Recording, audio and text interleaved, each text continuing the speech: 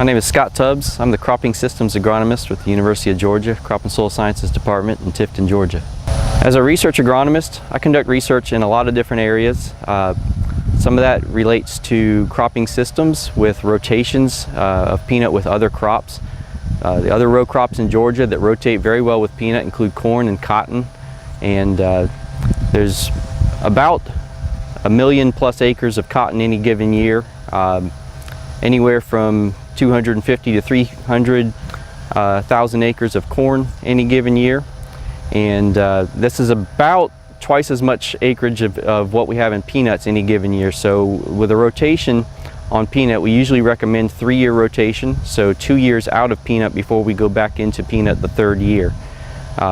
This amount of acreage of these good rotation crops allows this, except for when we increase acreage of peanuts and decrease acreage of these other crops. It does put our rotations under pressure for shorter rotations, which can cause additional disease and pest problems with weeds and insects as well. Peanut does rotate well with other crops since it is a leguminous crop and it has a lot of nitrogen that it can supply for the other crops that usually are fertilized with nitrogen. So peanut is a good scavenger of many nutrients. By pulling those nutrients from deep in the soil profile, they'll bring those back to the surface, and then once the peanut is harvested, the remaining residue of peanut then is left on the ground and will disintegrate and provide nutrients back to the subsequent crops that are planted behind peanut.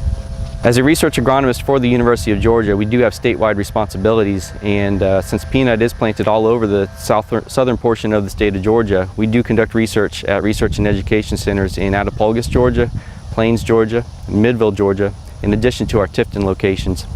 Some of the research that I am conducting this year include replant decisions for peanut and plant populations, including gap situations where we force a stand gap where there's no plants growing, just to assess the yield drag from having populations where there's no plants in the field. We also conduct research on inoculants, different formulations, and their interactions with other in-furrow products that are placed in ground at planting. And this year we initiated some trials on physical damage to peanuts to simulate hail damage or deer damage to peanuts. And we're assessing different damage levels at different timings of the crop, just to assess how yield and grade will be affected by the end of the season with these different damage levels at different timings.